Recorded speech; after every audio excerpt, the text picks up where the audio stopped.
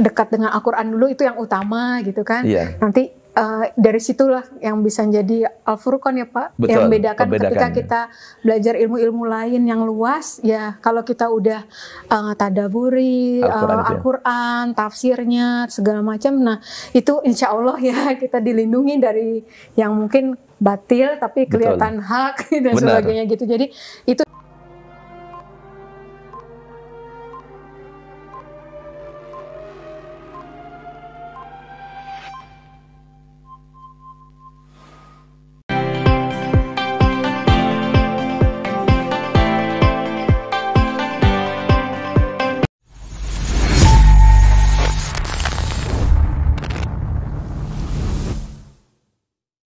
seminggu di sana kalau nggak salah Pak Ustadz. Baru berpakaian gini ya? Baru pakai tutup, iya. Nyaman sejak saat rasanya? itu. Alhamdulillah gitu. Sampai sekarang ini udah nggak dibuka-buka lagi ya? Udah nyaman ya? Iya. Jadi kadang suka tanya, nggak panas, rambut nggak rontok, apa ketombe segala macam. Iya. Alhamdulillah enggak ya gitu kan. Terus kalau tanya panas, ya panasan mana lah nanti sama api neraka. Allah ya, Akbar.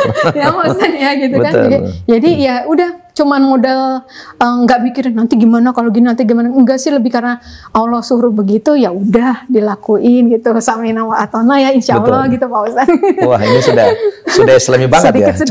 Cara bicaranya Bu Dokter sudah luar biasa ini ya. Bahasanya seperti sudah puluhan tahun yang lalu berislam itu. Luar biasa. Alhamdulillah kita bangga sekali lah, senang. Jadi di lingkungan pergaulan Alhamdulillah, kebanyakan muslim lah saudara, teman-teman ya. Kalau di kantor betul. Kalau banyak muslim juga, di lingkungan rumah juga sih Pak Ustadz sebenarnya, walaupun ya ada masih tetangga yang non muslim gitu. Tapi juga saya juga Pak Ustadz juga yang menentukan pergaulan saya. Iya, ya, betul. Karena kan itu ngaruh sekali ya Pak Ustadz. Kalau kira-kira itu nggak membawa kita ke jalan ketaatan, ketakwaan, ya buat apa gitu. Paling itu Pak Ustadz. Jadi kita yang seleksi juga gitu. Walaupun kita harus silaturahim dengan siapapun ya Pak Ustadz, tapi kalau saya ngerasa kalau gini kok gini mulai agak tahu gini gitu sih Pak Ustadz. Jadi ada hadis mengatakan begini Bu Dokter, al-mar'u ala dini khalilihi falyanzur ahadukum man yukhalilu. Jadi seseorang itu kata Nabi sangat bergantung kepada agama sahabatnya, ya, bergantung agama temannya. Maka hendaklah kamu memperhatikan kepada siapa kamu berteman. Ya betul. Jadi kalau kita berteman dengan orang baik-baik, walaupun background kita tidak baik, jadi baik. Betul, Masya Allah. Kita ini baik. Tapi ketika berteman dengan orang tidak baik, ya tidak baik juga lama-kelamaan. Iya. Jadi benar, jadi Bu Dokter ini sudah tepat sekali ya, menentukan pilihannya, saya harus berteman dengan siapa, itu kan hak pribadi. Iya, betul. Ya kan? Ya, kalau saya bergaul tidak manfaat, membawa saya kepada kemaksiatan, buat apa? Iya, karena kan juga rasanya ini Pak Ustadz, jangan sok kuat dulu lah gitu ya Pak Ustadz. Kayak mungkin ada yang bilang, ayo kembali lagi untuk mendakwahkan yang dulu gitu. Saya sekarang masih fokus menguatkan akidah saya sendiri dulu gitu. Iya, baru-baru mendakwakan lagi ya. Iya, gitu kan. Maksudnya ya akidah saya dulu ini yang sebenarnya harus saya kuatkan dulu menurut saya sih Pak Ustadz. Jadi lebih karena sayanya yang merasa mungkin takutnya saya masih lemah dan sebagainya, itu yang saya menjaganya sih Pak Ustadz. Alhamdulillah kalau nanti suatu saat bisa saya yang membawa mereka gitu. Luar biasa. Jadi saya nilai nih Bu Dokter sudah totalitas ya. Memang berislam begitulah sejatinya. Allah perintahkan ya ayyuhalladzina amanu dukhulu fis-silmi kaffah wa la tattabi'u khutuwatis syaitan innahu lakum aduwwum mubin. Wahai orang-orang yang beriman, masuklah kamu ke dalam agama Islam ini secara utuh, total. Jadi total di sini memang pengertiannya adalah bahwa kita orang Islam ini rela diatur sama Islam. Jadi bukan kita yang ngatur Islam. Nah selama ini kan banyak orang Islam, dia mengatur Islam, suka-suka dia. Saya mau pakai begini ya suka saya, itu hak pribadi saya, jangan nurusin saya gitu. Itu namanya dia belum beriman yang total. Berislam yang total itu ya dia rela diatur sama Islam. Jadi imannya itu sudah masuk ke dalam relung hati yang paling dalam. Nah dulu kan ada orang-orang di masa Nabi dulu, ada orang-orang Arab Badui itu, ya datang-datang menghadap kepada Nabi, ya Rasulullah, saya telah beriman kepada Allah. Ya dalam Al-Quran katakan waqalatil arabu amanna. Mereka orang-orang Arab pinggiran, orang-orang Arab Badui itu mengaku-ngaku, saya telah beriman kepada Allah. Tapi Allah tahu isi hati orang ini. Kata Allah, Qul, katakan Muhammad kepada mereka, lam tu'minu, kamu sebenarnya belum beriman. Ya, baru ngaku-ngaku di mulut. Ya, jadi Qul lam tu'minu, walakin qulu aslamna, walamma yadkhulil imanu fi qulubikum. Tapi katakan kepada mereka orang-orang Arab pinggiran itu, kamu itu baru berislam. Jadi beriman dengan berislam beda. Beda. Kalau berislam itu baru sekedar di mulut. Betul. Tapi kalau beriman sudah masuk ke dalam relung hati yang paling dalam. Jadi bahasa sederhananya begini. Orang yang berislam itu belum tentu beriman. Tetapi orang yang beriman sudah pasti berislam. Nah, Bu Dokter, saya lihat ini perjalanan 2 tahun ini luar biasa, totalitasnya luar biasa, ya. Masih belajar. Subhanallah. Saya berharap ya, dan mungkin juga seluruh umat Islam berharap Bu Dokter jadi seorang daiyah. Ya, di samping profesi sebagai dokter gigi, di samping juga mungkin nanti kalau sudah pensiun, wah bisa fokus berdakwah, begitu kan, luar biasa. Kayak Umi Irena gitu kan. Ya, kan banyak juga mu'allafah yang lain yang sudah eksis. Betul. Ya, Bunda Lisa gitu kan. Kak Tere ya. Kak Tere. Kak Tere gitu kan. Wah, itu luar biasa. Artinya mereka ini setelah dapat hidayah itu ya berdakwah dengan kemampuan masing-masing. Kan tidak semuanya dakwah itu harus di mimbar. Ya kan, dakwah itu bisa dengan ceramah-ceramah di mimbar, bisa dengan tulisan, bisa dengan dakwah bilhal.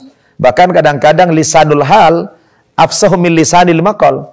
Dakwah dengan perbuatan itu lebih hebat daripada dakwah bicara dengan lisan, begitu kan? Nah, Bu Dokter dakwah dengan caranya sendiri, dengan ya kedokteran gigi gitu kan, menjelaskan bagaimana kesehatan gigi dalam perspektif Islam. Wah, itu luar biasa, apalagi menulis buku ya Bu Dokter ya. Insyaallah. Wah, luar biasa. Aduh, ini pemirsa kita bahagia banget ini ya, mendengarkan testimoni Bu Dokter ya sesudah menjadi Muslim. Kalau kemarin kan testimoninya banyak, saya lihat viral di mana-mana adalah perjalanan ya awal-awal masuk Islam itu, cerita dengan segala macam rintangannya. Tapi sekarang yang ingin saya gali memang pengalaman Bu Dokter ini selama 2 tahun ini. Apa sih yang dirasakan perbedaan itu yang kita gali tadi. Tadi sudah cerita, alhamdulillah sudah merasakan perbedaan yang signifikan ya. Betul. Terutama batin ya. Betul. Dan yang paling terasa juga yaitu Pak, bahwa Islam itu agama ilmu itu kelihatan banget gitu ya. Subhanallah. Iya. Itu bukan agama dogma, bukan agama taklid ya. Betul. Jadi betul-betul, dan ilmu itu lekat banget dengan surga itu ya Pak Ustadz ya. Makanya kan dibilang apa, barang siapa yang menuntut jalan ke ilmu dimudahkan jalan menuju surga itu. Jadi itu yang terasa itu sih Pak Ustadz. Jadi ini yang harus dituntut itu ilmu. Jadi begitu manusia diciptakan oleh Allah, Adam, yang pertama kali juga dia disampaikan kepadanya itu ilmu. Wa 'allama Adamal asma'a kullaha. Jadi malaikat itu mengajarkan kepada Adam, oh ini namanya pohon, ini namanya air, ini namanya api. Itu kan ilmu. Ilmu pengetahuan dulu. Jadi manusia, memang Islam ini agama ilmu, betul. Dan dalam fikih dijelaskan, kata Nabi apa? Talabul ilmi faridatun ala kulli muslimin wa muslimatin. Menuntut ilmu itu hukumnya wajib bagi laki-laki muslim maupun wanita yang muslimah. Dan uniknya Bu Dokter, saya merasakan pribadi ya, belajar Islam itu mudah. Saya dulu belajar bahasa Arab itu 3 bulan. Masya Allah. 3 bulan saya memang dituntut. Ya. Saya waktu itu kuliahnya di Libya. Tahu Libya? Libya itu adalah perguruan tinggi Saudi Arabia yang ada di Jakarta ini. Itu kan dosennya banyak orang dari Saudi, dari Timur Tengah lah. Saya dulu masuk ke sana itu hanya bisa 2 kata saja. Ana dan anta. Ana itu saya, anta kamu. Yang lain nggak tahu saya. Tapi saya diminta oleh seorang tokoh Islam supaya belajar di sana. Anda itu mu'allaf. Mu'allaf ini potensial untuk berdakwah. Dan Anda perlu belajar di sini. Disodor-sodorkan, saya dipaksa ya, diminta tolong sama rektornya waktu itu agar saya belajar di situ. Dan saya tidak bisa apa-apa, hanya baru bisa baca Al-Quran, tidak tahu fikih, tidak tahu ini, tidak apalagi bahasa Arab. Jadi saya akhirnya karena tekanan dari tokoh ini supaya saya diterima belajar di Libya waktu itu, akhirnya rektor ini nerima saya. Ya, saya udah punya anak waktu itu masuk di sana. Ya. Ya, saya dengan guru saya itu sebaya, gitu kan. Saya paling tua lah, kan mereka tamat-tamat SMA. Kalau saya kan sudah punya anak, saya masuk di Livia itu dulu kan. Kata rektornya apa? Anda saya terima lah. Ya, mungkin ini potensi terhadap kami Islam ini katanya. Tapi dengan catatan Anda dalam waktu 3 bulan harus bisa berbahasa Arab. Sanggup tidak? Saya bilang insya Allah. Saya usahakan. Alhamdulillah Bu Dokter.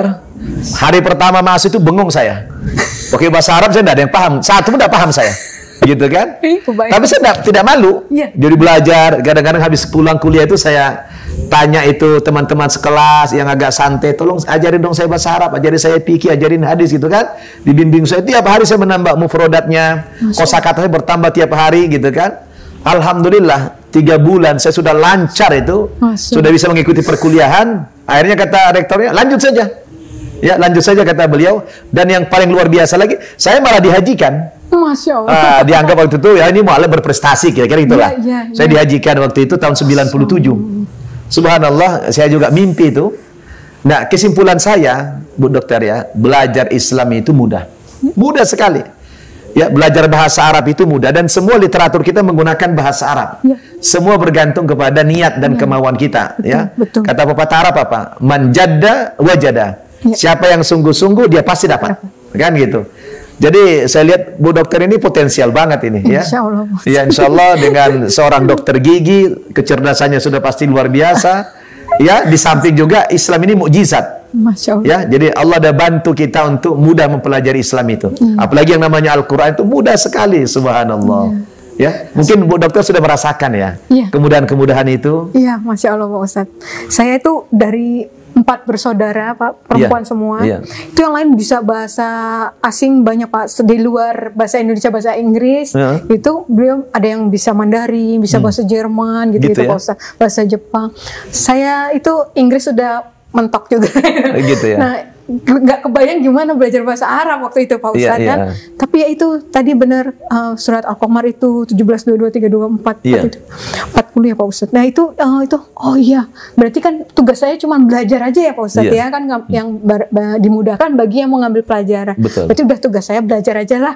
Mau nggak bisa juga ya udah, mudah-mudahan Allah sudah hitung gitu, udah perhitungkan ini sebagai niat untuk belajar gitu. Terus saya juga ingat, oh iya Rasulullah juga kan dapat itu di usia 40 tahunan. Ya saya mirip-mirip lah 36, 38 gitu. Saya pikir itu oh iya, terus juga beliau umi gitu ya Pak Ustadz ya. Terus buta huruf. Nah saya juga ini buta huruf Arab gitu ya. Saya pikir kalau Allah bisa mudahkan Rasulullah, sahabat gitu ya, insya Allah lah saya juga bisa gitu. Udah saya cuma taunya saya tadi cuman ya udah dibikin aja planningnya, usaha lah Pak Ustadz ya. Bisa nggak bisa ya terus aja kelas tahsin ya diulang-ulang terus, ya udah diulang terus misalnya gitu, pokoknya ya sampai ya udah gitu maju terus aja gitu. Alhamdulillah. Tapi sudah ada target lah ya. Ya insya Allah Pak Ustadz. Sekarang apa yang diprogram Bu Dokter ini?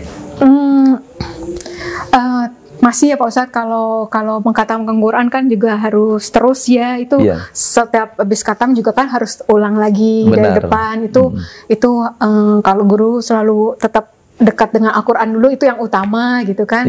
Nanti dari situlah yang bisa jadi Al-Furqan ya Pak. Betul, yang membedakan ketika kita belajar ilmu-ilmu lain yang luas ya, kalau kita udah tadaburi Al-Quran, tafsirnya segala macam, nah itu insya Allah ya kita dilindungi dari yang mungkin batil tapi kelihatan hak dan sebagainya gitu. Jadi itu sih yang disarankan oleh mentor-mentor gitu Pak Ustadz gitu. Jadi berarti Bu Dokter udah biasa, udah sering menghatamkan Quran ya, dari Al-Baqarah sampai An-Nas gitu, itu wajib di pertama itu dulu Pak Ustadz, terjemahannya juga gitu kan. Baru dari situ dikasih, alhamdulillah banyak yang ngasih buku tafsir, buku macam-macam itu, alhamdulillah. Terus baru masuk ke hadis. Dulu juga pikir kirain Al-Quran dan As-Sunnah, hadis, ternyata hadis ada tingkatannya lagi ya Pak Ustadz. Ada hadis do'if, ada hadis sahih. Itu kirain udah hadis udah betul. Bahkan ada hadis yang palsu gitu ya. Betul. Itu yang gitu. Karena begini Bu Dokter, Nabi itu kan manusia. Betul. Ya, kata Allah itu, Qul innama ana basyarun mitlukum. Katakan ya Muhammad kepada umatmu itu, innama ana basyarun.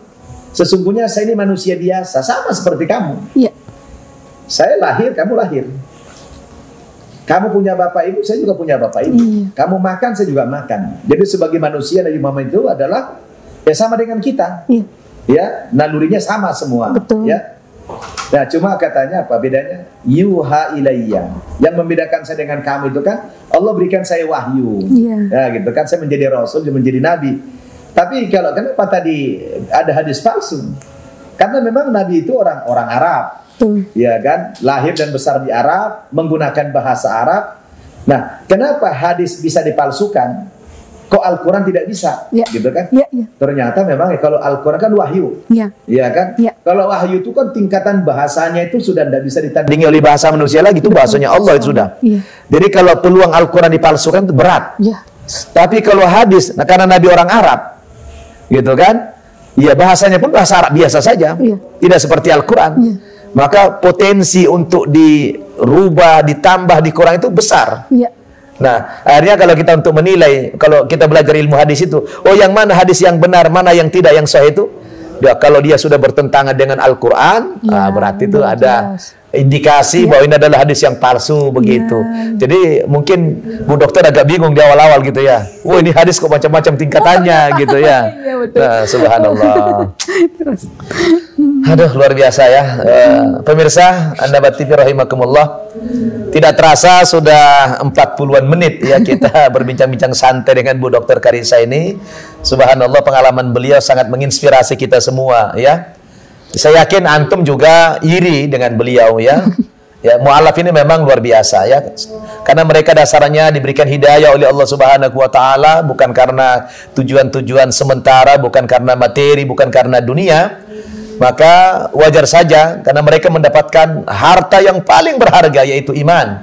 Tidak ada lagi yang lebih tinggi daripada keimanan, sehingga beliau-beliau ini setelah bersyahadat itu ya penyerahan yang total, apalagi seperti Bu Dokter ini secara finansial nggak ada yang kurang.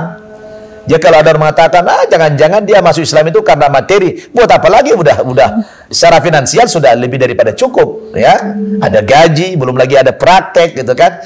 Tentu kekurangannya apa lagi sih? Ya, kalau secara finansial tidak ada kurang, tapi ternyata yang kurang adalah masalah spiritual. Ya, beliau sudah diberikan hidayah oleh Allah Subhanahu wa taala, luar biasa, kita mengapresiasi. Apalagi cita-cita beliau ini ingin menjadi seorang ustazah nanti setelah pensiun. Ya, menjadi seorang muallimah, seorang daiyah. Allahu Akbar, kita doakan semoga Bu Dokter ini senantiasa diberikan sehat, panjang umur oleh Allah Subhanahu wa taala, dimudahkan beliau dalam mempelajari agama Islam ini sehingga nanti bisa sudah berhujah ya, dakwanya sudah berhujah dengan dalil yang betul-betul menginspirasi umat Islam. Allahu Akbar. Luar biasa Bu Dokter ya. Saya sungguh ya bahagia hari ini dengan kunjungan Bu Dokter ke lembaga kami ini, dan saya pikir Bu Dokter bagian daripada kami ya. Ini adalah pesantrennya Bu Dokter Karissa ini ya. Di pesantren mu'alaf, pesantren kita semua ini. Jadi kalau ada waktu-waktu yang yang kosong, dipersilakan di sini. Insya Allah kita sharing, bukanlah belajar lah. Sharing ilmu di sini, kita banyak saling menimba ilmu begitu. Kita juga butuh tentang ilmu kedokteran, ya kan? Bagaimana kedokteran gigi itu seperti apa ilmunya gitu kan? Nanti juga Bu Dokter bisa sharing dengan santri-santri kita para mu'alaf dan mu'alafah itu, masya Allah. Mungkin closing statement perlu dari Bu Dokter, karena waktu kita terbatas, dan insya Allah bincang-bincang ini tidak hanya sekarang Bu Dokter. Anytime nanti kita bisa lagi berbincang yang lebih luas lagi, pengalaman-pengalaman Bu Dokter dalam Islam ini, insya Allah. Nah, pemirsa kita ini kan di mana saja sangat senang sekali mendengarkan kesaksian, pengalaman-pengalaman spiritual para mu'alaf ini, dan setiap kali saya baca komen-komen mereka di YouTube itu, oh luar biasa ya. Ada yang bilang saya asal nonton video orang-orang yang mu'alaf itu saya menangis Pak Ustadz katanya. Subhanallah ya, memang luar biasa ya. Beda memang pengalaman orang yang mu'alaf dengan yang tidak mu'alaf itu kan beda, tantangannya juga beda ya. Mungkin ada closing statement dari Bu Dokter ya, dengan segala macam rencana-rencana ke depan seperti apa. Tafadholi ya Bu Dokter. Iya, makasih Pak Ustadz. Mungkin mohon doanya aja Pak Ustadz. Semoga kita semua dimudahkan ya Pak Ustadz. Ya, amin, untuk nyusuri tadi jalan menuntut ilmu, jalan menuju surga, itu doang cita-cita. Dan semoga itu jadi tujuan akhir kita bersama gitu ya. Mudah-mudahan nggak kalah sama keledai yang tahu jalan pulang gitu ya. Iya. Nah, kita juga nggak salah pulang kampung. Iya, betul. Kalau kita aslinya adalah penduduk surga, insya Allah kita kembali pulang ke surga lagi gitu, insya Allah. Masya Allah. Jadi nanti target menjadi da'i itu di umur berapa nanti target? Yang betul-betul fokus dari da'i itu? Belum tahu nih. Insya Allah. Tapi sudah dirancang dari sekarang ya? Ya betul, insya Allah. Alhamdulillah, Masya Allah. Tapi memang kalau mu'alaf itu berdakwah, Bu Dokter, itu bobot dakwahnya lebih hebat daripada ustadz yang muslim dari lahir. Lebih hebat itu. Ya kan seringkali orang tanya saya, Ustaz katanya, saya ini ya kadang-kadang iri dengan para mu'alaf itu gitu kan. Ya lihat mu'alaf ini baru lagi sebulan 2 bulan masuk Islam, tapi pemahaman Islamnya sudah lebih hebat daripada kami muslim turunan ini. Kenapa itu Pak Ustaz? Kok mu'alaf lebih hebat daripada kami muslim turunan? Saya bilang begini, Bapak Ibu ini kan muslim turunan, kalau kami mu'alaf ini kan muslim tanjakan, saya bilang. Gitu ya. Ada muslim turunan, ada muslim tanjakan, ya kan? Nah, apa bedanya itu? Jadi kalau diibaratkan mobil, ya kan mobil, kalau jalan sedang menurun, yang diinjak rem apa gas? Rem. Pasti rem. Nah, makanya suka telat ke masjid, ya ngerem terus gitu kan? Nah, kalau tanjakan, yang dipijak apa? Pasti gas, nggak mungkin rem. Makanya tancap terus gitu kan. Cepat bisa baca Quran, cepat bisa paham Islam gitu kan. Nah, subhanallah. Jadi itu mungkin perbedaan muslim turunan dan muslim tanjakan. Iya, jadi mu'alaf ini adalah muslim tanjakan gitu ya. Subhanallah. Iya, Bu Dokter Karissa. Luar biasa, tidak terasa waktu itu memang. Rasanya kita ini tidak pengen berhenti ya ngobrol-ngobrol ini karena asik ya. Sangat menarik sekali testimoni beliau. Allahu Akbar ya. Ya, saya sampai tidak tahu lagi harus berkata apa nih, ya. Tapi yang pasti pemirsa kita sangat bahagia juga, ya, mendengarkan testimoni Dokter Karissa yang sudah sempat viral kemarin-kemarin. Ya, saya sengaja hari ini pemirsa tidak mengorek perjalanan beliau awal bagaimana masuk Islam karena sudah viral, ya. Kalau diulang nanti basi. Tapi justru saya ingin ya cerita pengalaman beliau pasca berislam ini, ya, nikmatnya bagaimana, tantangannya seperti apa. Tadi sudah diuraikan sama beliau, luar biasa sekali. Mudah-mudahan kita semua dan antum juga para pemirsa mendapatkan pencerahan dari pengalaman beliau dan membuat kita semakin istiqomah dalam agama Islam, ya. Mari kita doakan beliau. Semoga Bu Dokter ini diberikan ya kesehatan dan kekuatan oleh Allah Subhanahu wa taala, terutama beliau bisa berdakwah kepada anak-anaknya karena anaknya juga belum dapat hidayah dan dalam Islam tidak boleh dipaksa, Bu Dokter, ya kan? Kita doakan semoga nanti anak-anak beliau pelan-pelan diberikan hidayah oleh Allah Subhanahu wa taala, begitu juga orang tua dan saudara-saudara yang lain. Ya, kita hanya berdoa.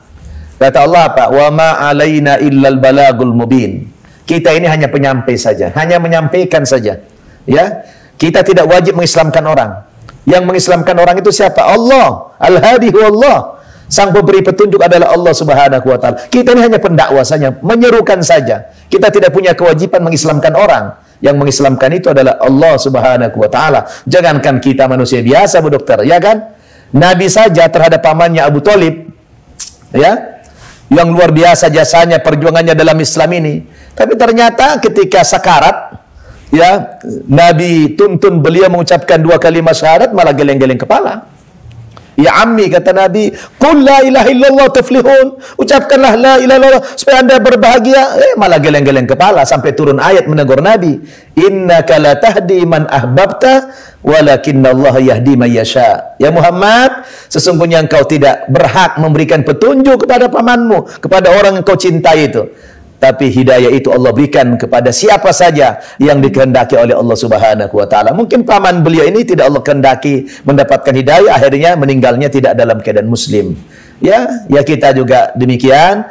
Ya, mudah-mudahan kita selalu diberikan tambahan ilmu, wawasan dan petunjuk oleh Allah Subhanahu wa taala sehingga kita bisa memberikan pencerahan kepada umat, terutama orang-orang yang belum mengenal agama Islam. Karena target kami ini para mu'allaf ini, target kita apa?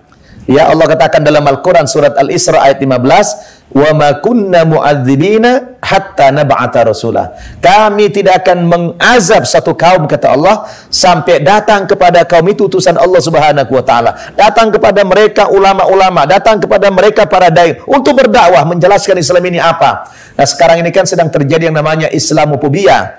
Orang ketakutan dengan Islam, ya. Takutnya apa? Anda tahu kita penyebabnya apa gitu kan? Karena apa? Hanya dibuat image saja Islam itu teroris dan segala macam. Tapi ya saya sering katakan ya pemirsa, memang orang non muslim memandang Islam ini persis seperti anak kecil melihat durian, Bu Dokter. Ya? Anak kecil melihat durian, kan durinya banyak ini, ya, ngeri. Kalau kena tusuk bisa luka, ya kan? Tapi ternyata begitu dibelah, dikasih isinya, dimakan sama anak ini, ketagihan dia, lahap malahan, ya kan? Islam seperti itu. Orang dari luar, ya kita juga dokter ya, dengar di TV Islam teroris juga takut sama Islam itu. Tapi begitu kita selami, kita pelajari, kita nimbrung di dalamnya, Allahu Akbar, nikmatnya Islam itu tiada tara lagi. Sehingga kita juga rela. Kalau ada orang mengancam-ancam, oh kalau kau tidak kembali ke agama dulu saya bunuh, memang itu yang aku tunggu. Benar nggak Bu Dokter ya? Itu yang kita tunggu. Ish kariman au mut syahidan. Hidup mulia atau mati syahid. Jadi kita ini tidak ingin wala tamutunna illa wa antum muslimun. Jangan sampai kalian mati terkecuali dalam keadaan yang beragama Islam. Pemirsa Nabati rahimakumullah. Ya, sementara kita cukupkan sekian dulu bincang-bincang kita dengan Bu Dokter Karissa. Sekali lagi kita doakan beliau, semoga Allah mudahkan beliau mempelajari agama Islam, sehingga nanti semakin banyak orang mendapatkan pencerahan dari ceramah-ceramah beliau. Amin ya rabbal alamin. Terima kasih atas kebersamaannya. Sampai jumpa lagi kita di momentum yang berikutnya, dan tolong doakan kami semua wahai pemirsa, supaya kami membina para mu'allaf ini diberikan kesuksesan oleh Allah Subhanahu wa taala, dan semoga semakin banyak lagi orang yang mendapatkan hidayah dari Allah Subhanahu wa taala. Terima kasih. Kita tutup dengan doa kafaratul majlis. Subhanakallahumma wa bihamdik asyhadu an la ilaha illa anta astaghfiruka wa atubu ilaik. Walhamdulillahi rabbil alamin. Sampai jumpa di lain kesempatan. Wassalamualaikum warahmatullahi wabarakatuh.